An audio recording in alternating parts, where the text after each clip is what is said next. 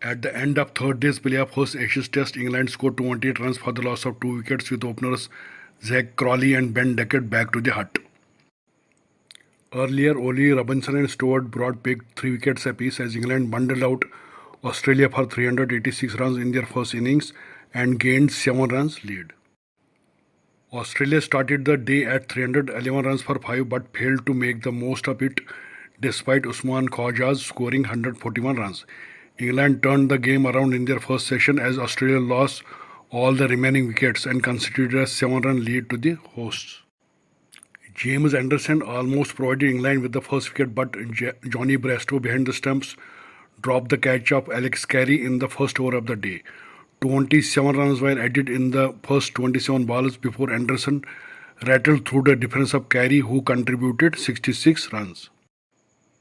Captain Pat Cummins struck a 34-run stand in 84 balls with Usman Khawaja. The English lead was down to 21 runs when Ollie Robinson got rid of Khawaja to break the partnership. Khawaja mailed well-compiled 141 runs. The next 3 wickets fell in a span of only 14 runs and Australia were all out for 386 runs, trailing the English by just 7 runs. For England, Ollie Robinson and Stuart Broad picked 3 wickets apiece and Moeen Ali got 2 wickets, while James Anderson and Ben Stokes got a wicket each. Australia were bowled out before lunch and we have had a curtailed afternoon session courtesy of rain.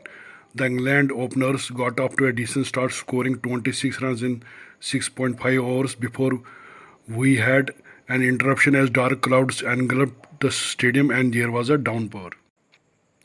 The play did resume for a short period when less than 4 overs were bowled, but it was enough to shift the tide of the game in favour of the visitors.